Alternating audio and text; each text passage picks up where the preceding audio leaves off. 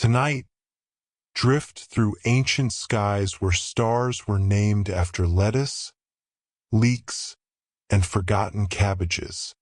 You lie back and close your eyes. Somewhere beyond the noise of modern life, beyond screens, speed, and the click of everything, there is a sky so old, even the stars have names your phone wouldn't recognize. They don't sparkle like diamonds here. They glow faintly, like old lanterns wrapped in paper. And their names? Not after gods or beasts, not even birds. No, here you're beneath a night sky lovingly catalogued by people who once looked up and saw vegetables. You're in ancient China. It smells like sweet millet porridge and warm river stone. It's a little chilly tonight, but only just enough to make your robe feel cozy. Your feet crunch along a narrow, pebbled path through a palace observatory garden, where bamboo creaks softly overhead. You probably won't make it through this day. And honestly, that's kind of the point. Before we begin, if you enjoy drifting off while wandering through forgotten empires and quiet facts, gently click like and subscribe. No pressure, it's just a soft encouragement from the past. And if you're still awake, drop your location and local time in the comments. The stars won't mind. Now let's ease into tonight's journey. You're walking up the side steps of the Imperial Observatory in Luoyang. It's the Tang Dynasty, the 8th century. You're wearing soft silk robes dyed with crushed gardenia flowers. There's a scroll tucked under your arm, and you've forgotten what it says at least twice since picking it up. The night sky is hazy but cooperative, cloudless, but a little yellow from dust. A student jogs past you carrying a square bronze instrument with little arms, an armillary sphere. He's trying not to trip. He almost does. Nobody looks surprised. The old man by the sundial doesn't even flinch. This is the Bureau of Astronomy, and your shift doesn't technically begin until the water clock finishes dripping. So for now, you breathe and look up. To your left, there's the Well Mansion, one of the 28 lunar mansions, the Chinese version of constellations. It's shaped like, well, honestly, it looks more like a rake than a well. But who are you to argue with celestial naming conventions? Here's a historical fact to settle into your pillow with. By the Tang Dynasty, Chinese astronomers had catalogued over 1,400 stars, organizing them into intricate constellations based on not mythology, but bureaucracy and agriculture. And here's your first obscure tidbit. There was once a star named after a celery root. Or at least that's how it's translated. The characters are vague. Some scholars suggest it might have been a turnip. Others say it was more symbolic, referring to a plant that grows unnoticed but nourishes greatly. Classic root vegetable behavior. You pull out your scroll. It's a record of star sightings. You're supposed to track whether Heart Star has changed brightness again. Last time it flickered, the Emperor had a suspicious fever. Coincidence? Sure. But the Bureau doesn't take chances. It's like cosmic HR. You settle on a carved stone bench. A bronze pointer slowly tracks across the sky, gliding along the water-driven celestial globe. You look at the stars, and they look back like old friends named not after gods but court officials, river crossings, horse pastures, and occasionally bok choy. A soft wind rustles your sleeve. The student who nearly tripped is now writing furiously with a squirrel hairbrush. You glance over. He's gotten ink on his nose. He doesn't notice. His diagram labels a cluster, the house of rotten melon. You blink. You think that might actually be correct. Historians still debate whether the vegetable names were literal translations or metaphors lost to time. Either way, it's oddly comforting, like the universe itself once passed through a kitchen garden. You sip tea lukewarm by now, jasmine heavy, and exhale. Somewhere in the distance, a gong signals the midnight cycle of observations. You stay seated. The stars aren't going anywhere, and neither are you. By morning, the sky fades to a polite shade of apricot. It's not sunrise, not quite. It's more like the sky stretching after a long nap. The air smells like inkstone and steamed buns. You haven't left your post. Your spine may now resemble the Great Wall in terms of curvature, but it's fine. Someone brings you pickled mustard greens wrapped in lotus leaf. You nod in thanks. The mustard is aggressively sour. You eat it anyway.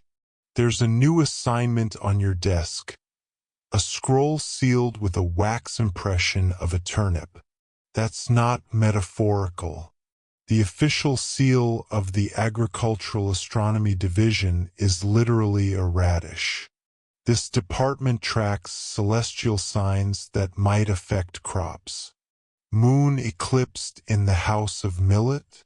Might be a bad barley year. Jupiter rising through the stir-fry quadrant? Prepare for drought. Or dumplings. You unroll the scroll. You're being sent to the Star Pavilion of Mount Song. It's a remote observatory nestled in the peaks. The climb is steep, the weather is terrible, and the previous astronomer apparently left without explanation. Or shoes. You pack extra shoes. The journey begins with a rickety ox cart and ends with 300 stone stairs carved directly into the mountainside. By the time you arrive, your tea thermos is empty and your knees have filed a formal complaint. The pavilion is beautiful, though. Red eaves curling like brushstrokes. Wind chimes made from bamboo and copper mirrors. Inside, a large mural shows the celestial kitchen, a star map shaped like a banquet table. You spot the familiar vegetable mansion cluster. There's onion star. Next to it, perhaps cabbage the lesser. You wonder if ancient astronomers were just hungry. But no, their records are precise. One entry reads, "Night wind clear, observation true, onion glows steady. Reported to granary clerk." Here's your historical fact for the day. The Chinese system of 3 enclosures and 28 mansions predates Western constellations by centuries and was deeply tied to the imperial court's bureaucracy. There were stars for officials, punishments, feasts, and yes, vegetables. You light a candle made from lamb tallow. The flame flickers. You open the ceiling hatch and the stars greet you again, arranged like a spreadsheet from heaven. There's a rustling sound outside. You peek. A monkey is sitting on the railing, holding a brush in its tiny hands. It's dipped it in ink. It's written a perfect circle on the page. You blink. The monkey bows, then steals your pickled plum and runs into the night. You're not sure that happened, but it might have. You note the incident in the logbook under unconfirmed lunar activity. Your scribe apprentice finally arrives, late and breathless. She immediately begins sketching the tofu cluster, which only appears in late spring. You remember this from your training. The main star in that group is sometimes translated as soft yet resolute. Obscure tidbit? There's a minor constellation called the fermentation urn. It's associated with auspicious outcomes for soy sauce and miso. The stars, it seems, had their priorities. You breathe in the cold, clear mountain air. Your candle has burned halfway. Your tea has cooled again. You wrap yourself in a blanket that smells like dried plum and ink. Tonight, your job is to look for the reappearance of celery root near the crescent moon. Some say when it shines brightest, spring will come early. Others say it predicts who will bring the best radishes to market. Historians still debate whether this tradition had any real agricultural value, or was simply an astronomer's joke that stuck. You smile. The stars don't mind being misunderstood. And neither do you. You wake up with a piece of dried tofu stuck to your face. Not exactly the celestial awakening of a great scholar, but it happens. Your apprentice looks horrified. She offers you a wet cloth and tries very hard not to laugh. You appreciate the effort, if not the accuracy. Outside, the wind hisses through the pine trees in soft, steady breath. Dawn hasn't come yet, but the stars are beginning to fade, and you've spent most of the night with your neck craned back like a confused duck. The good news: celery root star reappeared at 2:41 a.m., precisely 7 blinks before the moon tipped vertical.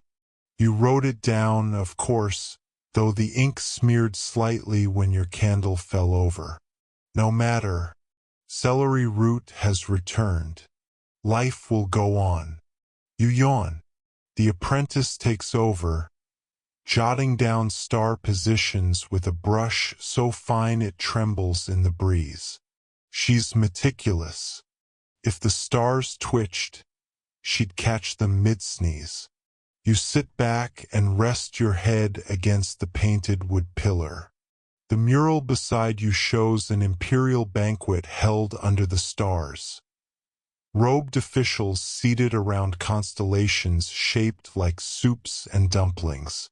There's rice spoon star, there's pickled turnip cluster, and the eternally mysterious steamed duck boat nebula, which, some scholars insist, wasn't a duck or a boat, but possibly a comet-shaped cooking mishap.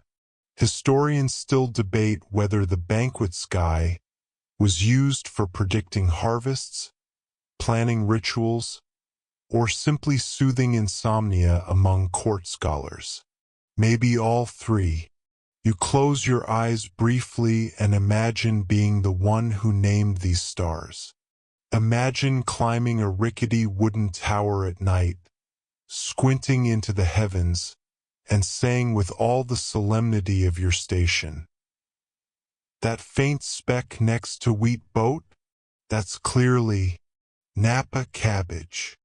Your historical fact for the day.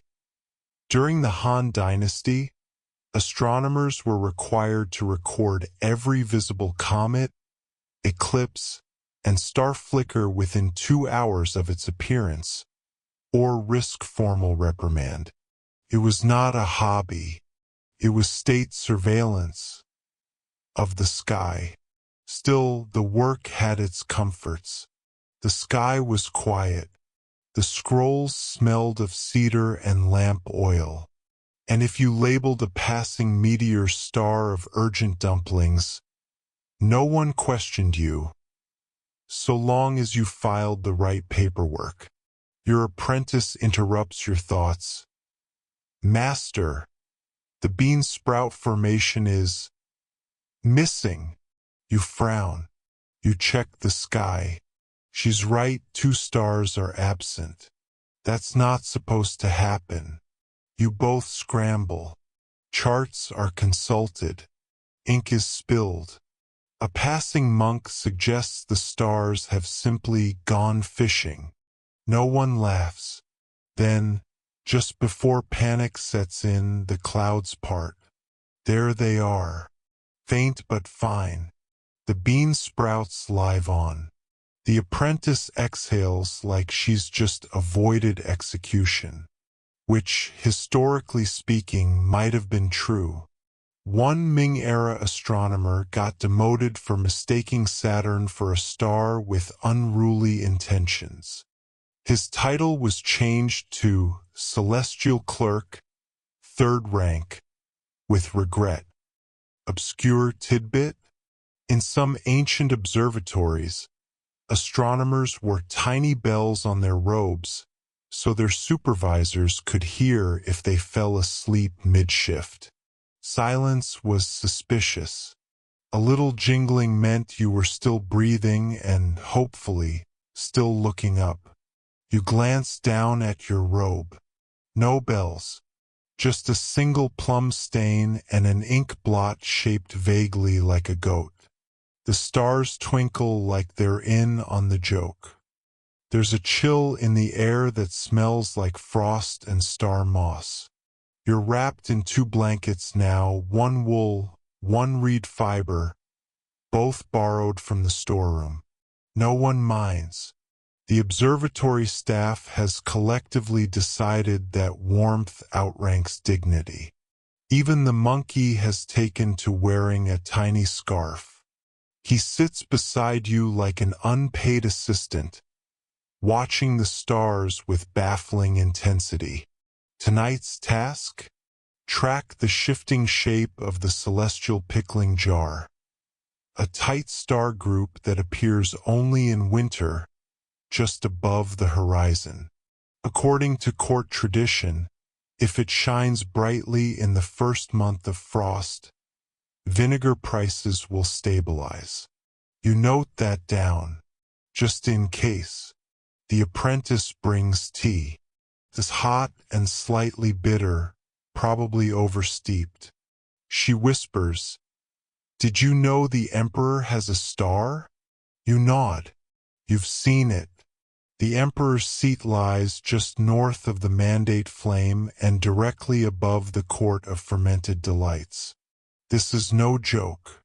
That last one is real. It's said to govern the celestial quality of preserved fruits. Tonight's historical fact: ancient Chinese astronomy included over 90 distinct star groups associated with imperial bureaucracy. Everything from grain inspectors to goat tax collectors. The idea? Heaven mirrors earth. So if a clerk slacked off in the sky, someone down here probably needed a talking to. The stars weren't distant gods, they were co-workers. Slightly shinier ones. You trace your brush over a fresh chart. It feels more like note-taking than prophecy. A line here, a dot there. This one labeled duck soup star. That one, star of dried sea cucumber. Although frankly, you don't see the resemblance. The monkey offers you a pebble. You accept it politely. Scholars still debate whether animals were welcomed at observatories or just tolerated. In your case, the monkey's data entry skills are poor but morale-boosting. Your apprentice begins humming a lullaby from her village. Something about rice paddies and ghost egrets. You hum along. The stars overhead shift a little, very slowly, almost imperceptibly, but enough. Then something odd happens. A brief streak of light. A meteor. You both gasp. You mark the time.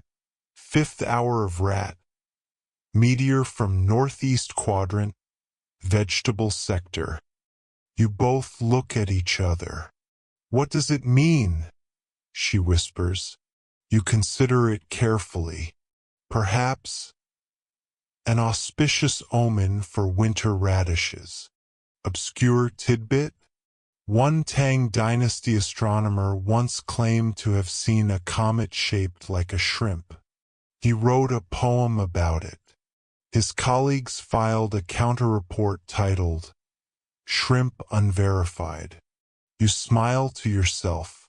Stars may be eternal, but astronomers? They're just tired people with cold hands and too many vegetables on their charts.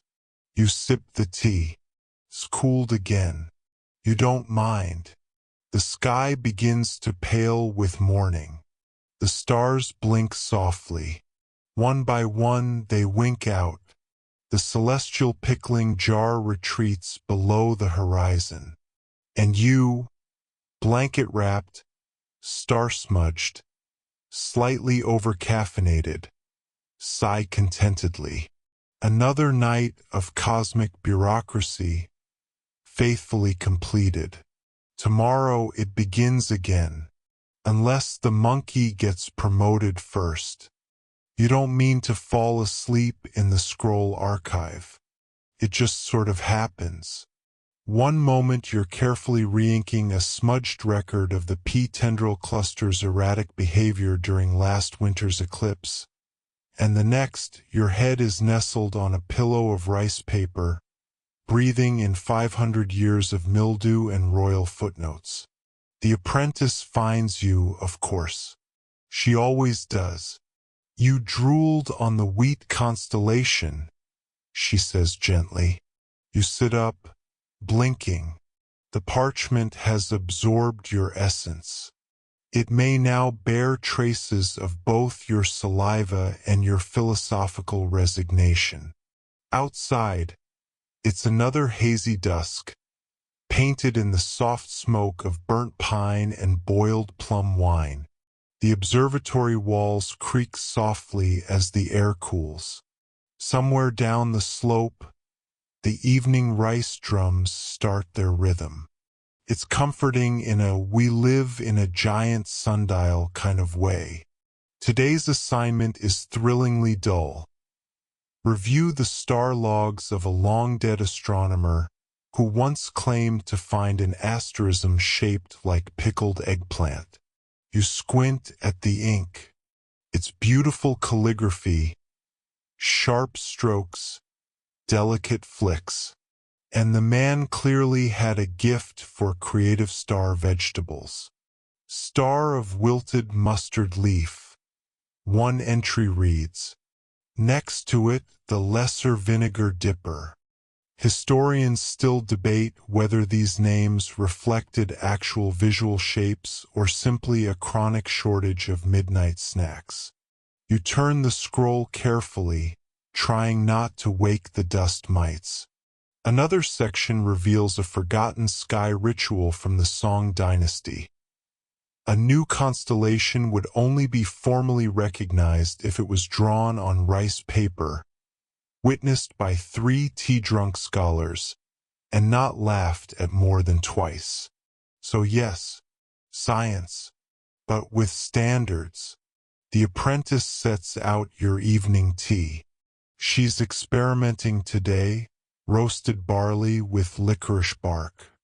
It smells like a philosophical argument between 2 root vegetables. She asks, do you think anyone will name a star after us someday?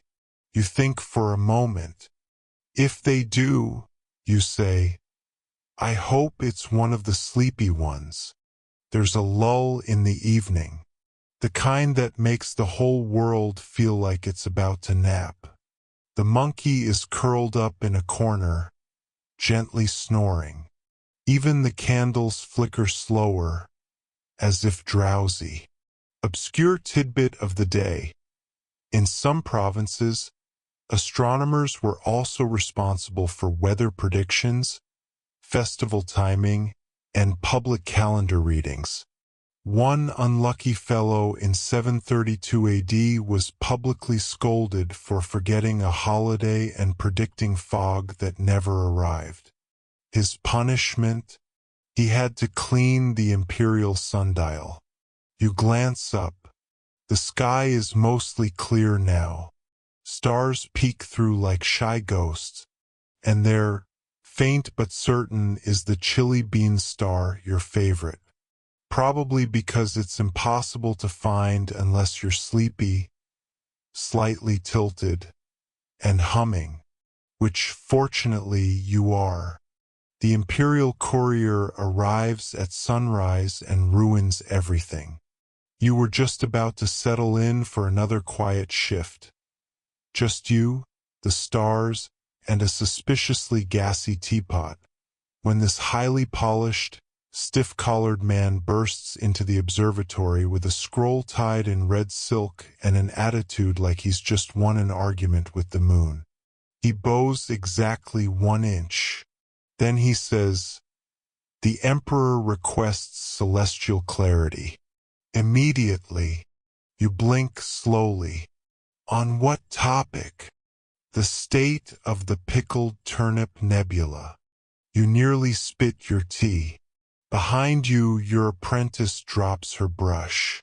The monkey stares with such intensity it feels personal. Turns out the Emperor has seen a dream. In the dream, the sky was filled with condiments and trembling stars. His advisors, ever eager to interpret nonsense as policy, have demanded an astrological reading, which means you must now prepare a chart, compose a scroll, and look extremely scholarly. All before breakfast. Historical fact time. Many dynasties took dreams as serious cosmic signs. Entire government policies were once adjusted based on a dream about a shrimp riding a goat through clouds. Yes, really. You unfurl a fresh scroll and start sketching the condiment sector, a rarely consulted portion of the celestial map, usually reserved for spice-related omens. You include the star of pungent plum, the salt vine cluster, and the celestial saucer of soy. It is very serious work. Your apprentice adds tiny annotations in the margins, such as, "Vinegar star unusually twitchy, possible rain," and "Mustard star seems smug." You sigh. The courier waits stiffly. He smells faintly of lacquer and bad decisions. Eventually, the scroll is sealed. You hand it off with great solemnity. "The heavens remain savory," you declare. The courier bows again, still confused, and vanishes down the mountain path. You watch him go. Then you collapse into a pile of rugs and laugh harder than you have in weeks. Obscure tidbit? There's a record from the Yuan dynasty of an astronomer who faked his star readings for 10 years by copying charts from his great-grandfather. He was only caught because he listed a comet that had already been deemed retired. You admire the creativity. Back in the observatory, the stars are rising again.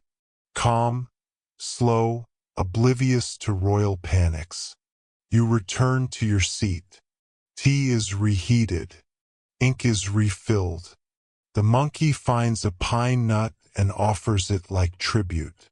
And far above, the pickled turnip nebula twinkles quietly, unbothered by empires. You note the time. You record the light. And just for fun, you sketch a shrimp on a goat in the corner of the scroll. History won't notice, but it'll make you smile.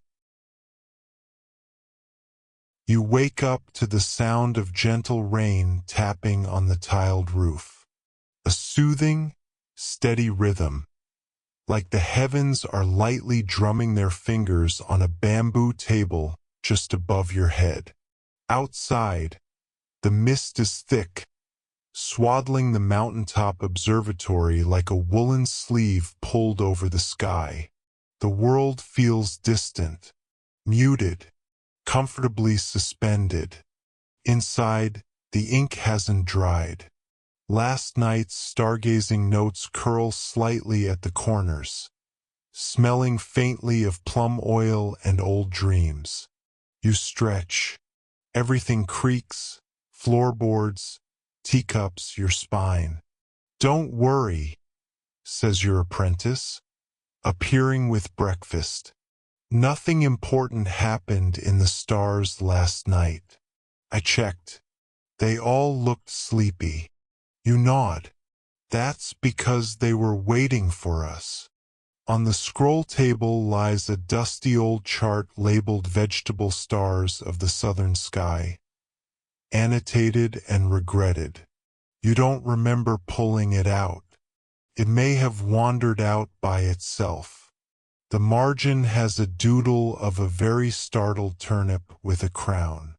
Today's task: review this ancient classification system and try not to get caught in a spiral of existential astronomy. The man who wrote it, some obscure scholar named Bao Wenxing, seemed to believe that the fates of cabbages were intimately linked with planetary motion. His theory: if Mercury passed the star of braised tofu, then the emperor's winter soup would turn out watery. Historians still debate whether Bao Wenxing was a genius or just incredibly hungry. The sky brightens a little. Raindrops slow. A lazy breeze wanders through the shutters and smells like old pine bark and fermented soybeans. You sit back, nibbling sesame crackers, and read about the steamed radish belt, a constellation described as slightly sour and prone to wobbling. It's hard not to love these sky chefs in scholars' robes, trying to boil the cosmos down into soup metaphors. Your apprentice interrupts. "There's a visitor," she whispers. You look up to see a man standing at the entrance, dripping wet, short, and holding a tiny fox on a leash. His robe is embroidered with stars and noodles. "I'm here to observe the mushroom comet," he says, deadpan. You blink. "The what?" He pulls out a hand-drawn map. It's covered in red ink and food stains. "It passes once every 412 years, he says proudly, "and smells faintly of miso." You glance at your apprentice. She is trying very hard not to laugh. He's right, though. There is a vague smudge on the western horizon, too small for a comet, too fast for a cloud. Probably just a firefly. But who's to say? You invite him in for tea. The mushroom comet enthusiast is still here. He's set up camp in the corner of the observatory, surrounded by ink bottles, scroll fragments, and an alarming number of pickled vegetables. His fox naps beside the brazier, occasionally sneezing into the warmth. You sip your tea and peer through the telescope. Still no sign of a comet, just the same old glittering bowl of ancient chaos.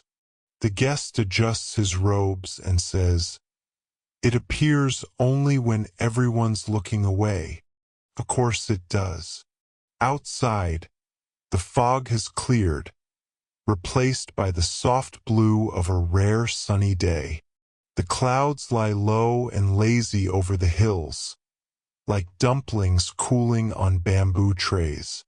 Today's official task is to revisit the seasonal edible stars chart, which matches celestial alignments with regional produce. According to the Tang Dynasty version, when the lotus root trio appears, it's time to harvest ginger and compose tragic poems about loneliness in the kitchen. You sketch them again, the stars, not the poems. 3 faint dots, shaped like bent spoons, twinkling in a wobbly triangle. Your apprentice, meanwhile, is updating the record scrolls with notes from last night. "Shall I include the bit about the fox?" she asks, without looking up. "Only if it sneezes again," you reply. Weird tidbit of the day. In one Ming Dynasty record, an imperial astronomer claimed a correlation between stargazing and the flavor of winter radishes. In years of clear skies, radishes were crisp. In cloudy years, they turned philosophical and refused to crunch. Your guest looks up from his pickles. "Radishes have moods," he says seriously. The fox sneezes. Evening drapes the sky like a calm silk robe. One by one, the stars blink awake. The lotus root trio rises as expected, followed by the gourd path and the faint glimmer of the sesame horizon. "Still no mushroom comet," the visitor mutters.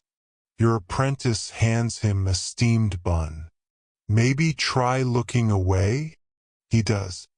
You glance through the scope again, and there it is, just for a moment. A faint blur shaped suspiciously like a portobello. Twitches, winks, and disappears. You don't say anything. Neither does she.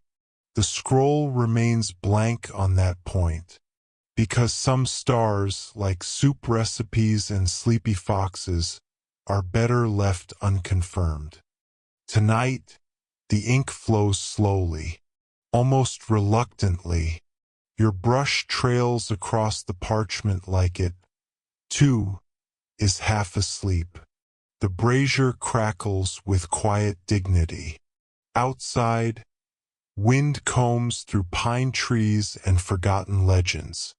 A chorus of frogs begins somewhere in the valley, punctuated occasionally by a hiccup from the fox.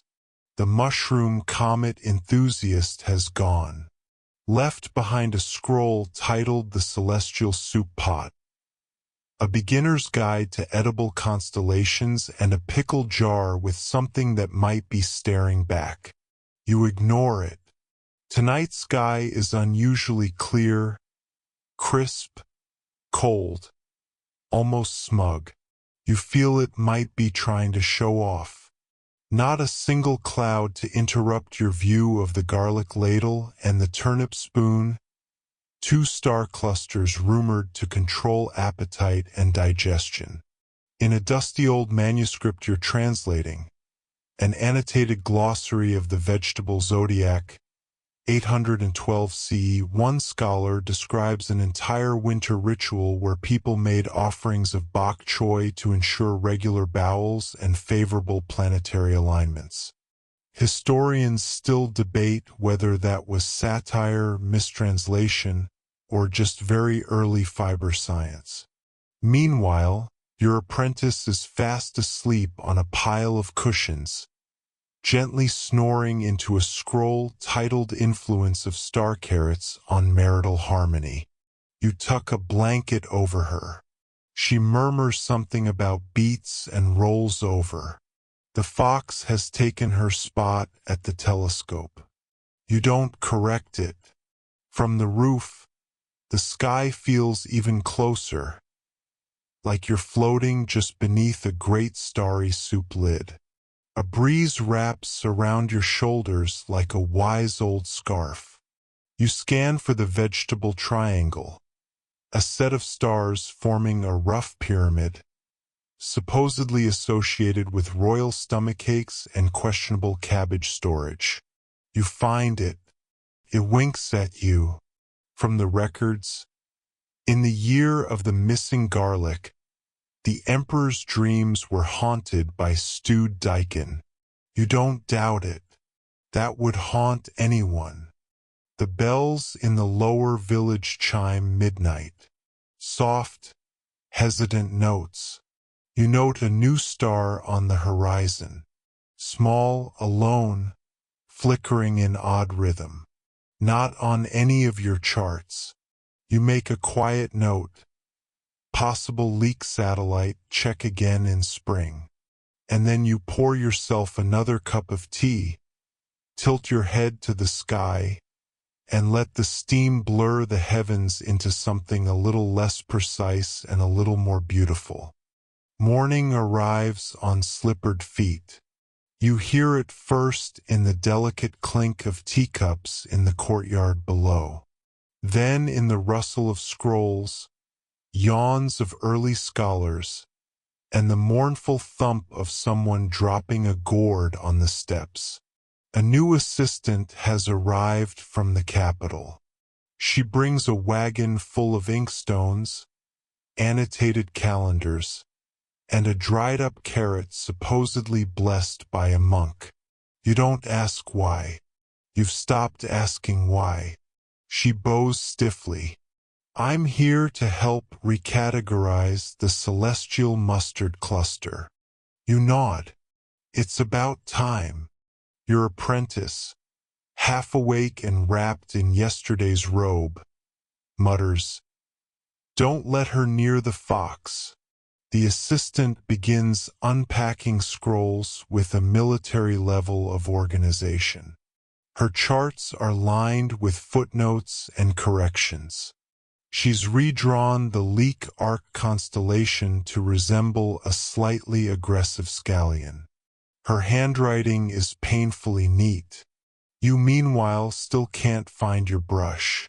Today's goal is to review the seasonal digestive alignment theories, popular during the Song dynasty when astrology, agriculture, and dinner all shared the same scheduling scroll. One famous theory claimed that the moon's alignment with the pickled plum nebula caused imperial stomach rumblings and ill-timed poetry readings. Your favorite obscure fact from this scroll: when Mercury enters the gourd gate, avoid fermented soy at all costs. Accidents have occurred. Historians still debate what kind of accidents. Outside, the wind picks up. Paper flutters, tea sloshes. Somewhere, a rooster argues with a bell tower. You try to sketch the new assistant's scallion correction, but your brush chooses instead to explode with ink in a way that suggests protest. She doesn't notice. She's already halfway through reorganizing the eggplant quadrant. Later, while reviewing a chart labeled the bean sprout alignment of 998 CE, you notice something odd. The positions match perfectly with this morning's sky. The same subtle tilt of the bamboo chopstick star. The same off-center flicker of the cabbage eyelid. It's not a momentous discovery, but it is neat. Like rediscovering an old note in your own handwriting saying, "Don't forget to enjoy the sky." You set the scroll down and breathe in the scent of plum blossoms and hot porridge. The assistant finally looks up. Should we rename the onion belt? It's misleading, you think. Then say, "Only if you can cry while doing it."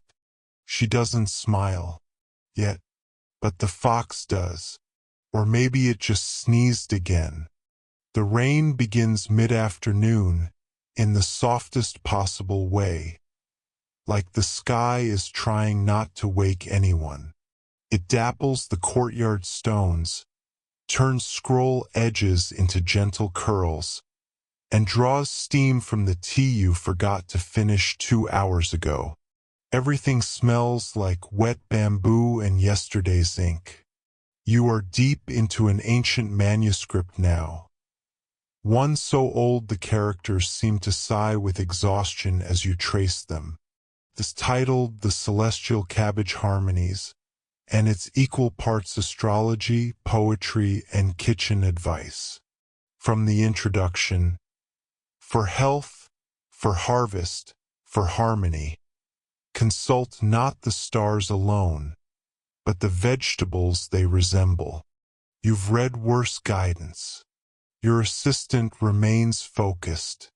She's currently comparing two maps of the Gourd sisters. A confusing star formation that resembles either an abstract melon or a spilled ladle depending on who's looking. Her lips are pursed. The fox, sensing her intensity, has wisely moved to the roof. You ask her if she's found anything new. Possibly, she says, but it depends on whether this curve is a tail or a carrot. You nod like that makes sense. This section of the manuscript contains a strange theory, that emotional weather was influenced by the rise and fall of certain root-shaped stars. One monk wrote that excessive sadness during the month of the white radish was due to cosmic overwatering. Historians still debate whether that monk had been struck in the head by a turnip. You step out under the eaves and look up. The clouds have softened the sky, but you can still make out a faint arc of the bean sprout chain, a wispy constellation used to determine optimal pickling times. Farmers once gathered in moonlight, holding up jars to see if their kimchi aligned with the eastern sprout. If not, they waited. Patience, like fermentation, was considered a virtue. Inside, your apprentice has made tea from something she found in a labeled pouch. Astronomers' throat blend, mildly sleepy. You don't ask what's in it. You already feel yourself blinking slower. The rain becomes steadier. You roll out a fresh scroll and begin copying a poem attributed to a 9th century skygazer. In the pot above the clouds, stars simmer in leek-scented steam. I drink their light in small, warm cups. Your apprentice looks up. Do you think the stars mind us naming them after lunch? You shrug. They haven't complained. By evening, the clouds part just enough to reveal a dreamy, half-blurred sky. The stars are smudged like someone traced them with sleepy fingers. It's perfect. You're wrapped in an old scholar's robe. Too big, vaguely moth-eaten, but very warm. The fox has nested in the folds. Your apprentice has drifted off again, surrounded by open scrolls like fallen autumn leaves. The assistant, however, is wide awake and armed with a fresh inkpot. She's sketching something called the nightshade eclipse diagram, allegedly devised by an astrologer who believed potatoes were lunar omens. The chart is deeply confusing. There are arrows and tiny onions. You flip back to the manuscript, now at its most speculative. This section explores the singing tofu stars, a series of faint lights in the southern quadrant said to hum on summer nights. One record claims, "When the stars sing, don't answer. They're only asking about dumplings." You believe it. The assistant leans over. Wouldn't it be easier if the constellations were just labeled, "Do not overthink"? You nod. Then add, "But then what would we do all night?" She grins. Progress. A scroll tumbles from the shelf. A slim, gold-ribboned one. You catch it just before it hits the floor. It's brittle, inked with care. Titled, "The Lotus Root Compass. Navigating Regret Under Starlight." You open it. Inside is a simple star map. 6 constellations, all named for vegetables associated with loss, love, or leftovers. The wilted celery wreath.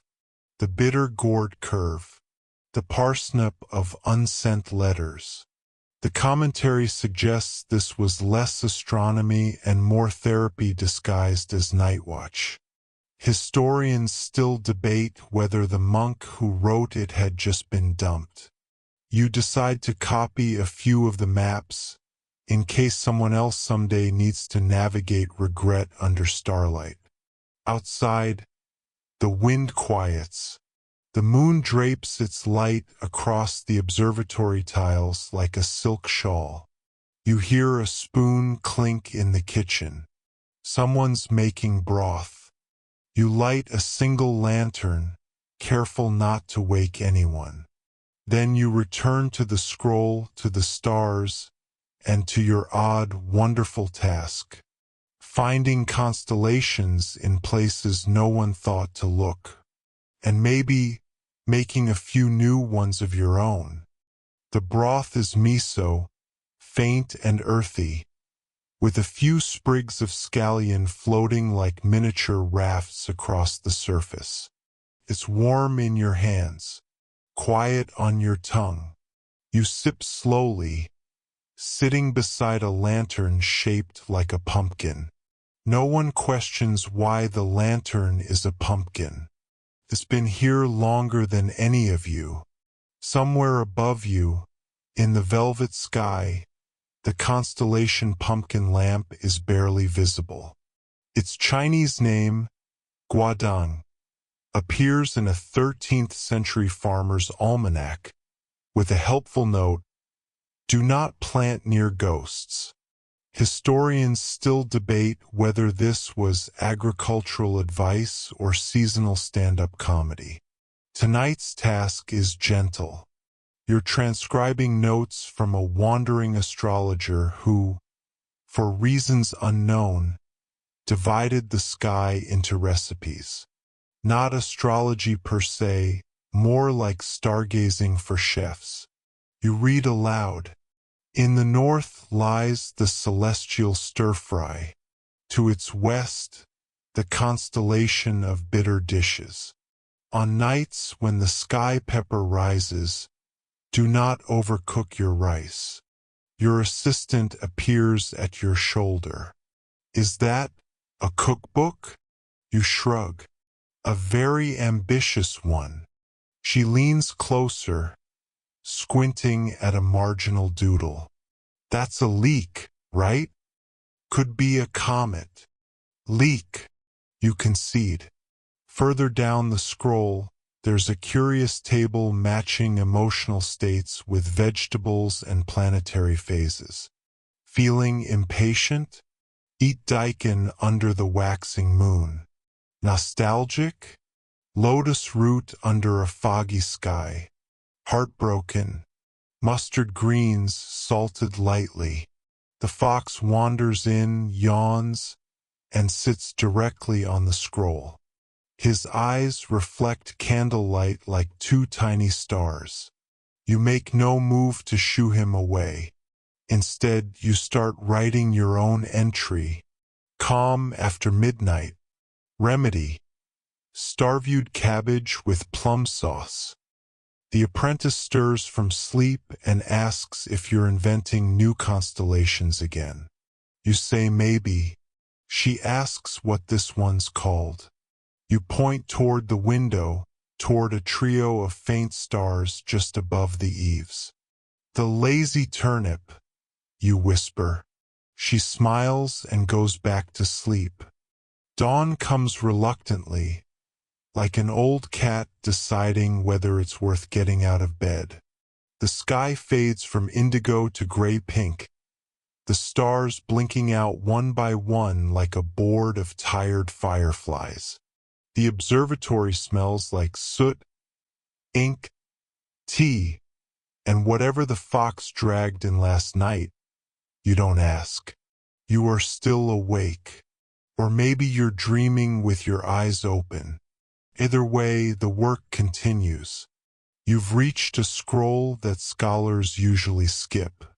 It's called Star Vegetables and Their Military Applications. The tone is optimistic. The author, a war-minded astrologer from the Han Dynasty, proposed launching fermented bean paste toward enemy lines only during meteor showers. Allegedly, this confused enemy astrologers and boosted morale. No one knows if this was satire. The assistant reads over your shoulder and whispers, "We should try that with my cousin." You both snort quietly. The fox, sensing humor, grumbles and rolls over.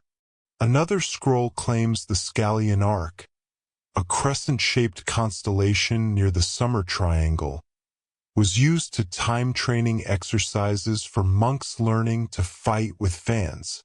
Not swords, fans. Your apprentice calls it battle ballet. You like that. The morning haze doesn't quite lift. Everything is damp and muffled. Your fingers are stained with soot and plum ink. You feel pleasantly exhausted. And now comes the strangest part of the manuscript, the inventory of celestial groceries. This is frankly a list. Celestial eggplants, 3 visible. Ghost turnips, only on equinoxes. Floating bok choy, rare. Blinking. Rice nebula, edible only in poems. It's deeply confusing and oddly moving. You flip the scroll over, and someone has scribbled a final note. If the stars were soup, would we ever be full? You close the scroll gently. Outside, the wind picks up just enough to shake the bamboo chimes. You stretch. The fox stretches. The assistant stands and starts brushing dust off everyone's shoulders. One by one. Your apprentice brings more tea. This one labeled final watch. The sky has returned to pale blue. The sun is polite. It does not glare. You stand in the doorway of your observatory and feel the warmth on your cheeks. There is nothing urgent, nothing loud, nothing left to name. Only the stars and the old vegetables they resemble. And you, beneath it all, sleepily smiling into morning. The final scroll is the smallest, barely more than a leaf of mulberry paper, faded and wrinkled at the edges. It's folded into quarters, tucked between 2 thicker tomes labeled Lunar Rhythms in Garlic Cultivation and Interpreting Comet Shadows in Rice Paddies. You open it slowly, carefully, your fingers remembering the gesture like a familiar yawn. There's no title, just a heading, written with a brush that must have been held by a hand either very tired or very reverent. A list of stars I never finished naming. You pause. Below that line, 17 scribbled star descriptions. No coordinates. No official Chinese celestial names. Just lovingly strange entries like, the one above my uncle's teapot. Flickering cucumber beside the crane-shaped cloud. That lonely one I saw when crying on the roof in Year of the Goat. You exhale softly, and your apprentice peeks over your shoulder. What is it? An unfinished map, you say, of someone's sky. Should we finish it? You consider, then shake your head. Better not. She nods as if understanding fully, though she's still very young and hasn't once cried on a rooftop. The fox, now wearing a flower crown someone has clearly made during the night, stretches and wanders off into the corridor of bamboo shadows. You and your assistant gather the scrolls, not to tidy, but to wrap them in soft cloths.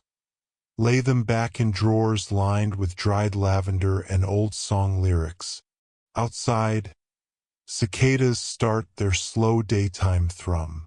The stars are gone from the sky, but they're still here, on parchment, in rice ink, in the rhythm of your breath, in the way the wooden floor hums beneath your bare feet. The work is done, and now, wind down, you lie back on a wooden floor that remembers every footprint. The ceiling above is woven from reed and smoke, dappled with sunlight filtered through paper windows and bamboo slats. Dust hangs in the air like lazy snowflakes, not in a rush to land. A cup of tea warm, fragrant, a little oversteeped, rests in your palm. You don't mind. A small wind chime made from old coins murmurs in the corner. It doesn't ring, not quite. It remembers ringing once long ago, and that's enough. The sound is half breath, half memory. Your body relaxes into the rhythm of the room. The low rustle of fabric, the sigh of old books resettling, the faint creak of ceiling beams slowly shifting their weight. In the distance, a crow calls out, not loudly, just a reminder that yes, even the sky is still up there waiting. But for now, your sky is full of sleepy constellations. Not burning stars, but gentle ones. The naproot, the silent gourd, the lantern-eyed cat, all drifting quietly in a velvet expanse of maybe sleep. Your mind is soft, a little porous. Words come in like waves, slow and curling, not meant to be held. Just noticed, then let go. You might dream of naming stars after herbs.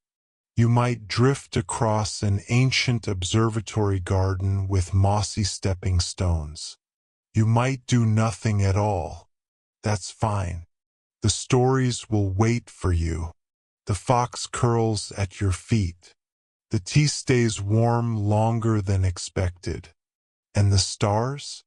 The stars still carry vegetable names for those who take the time to listen. Good night, or good morning, wherever and whenever you are.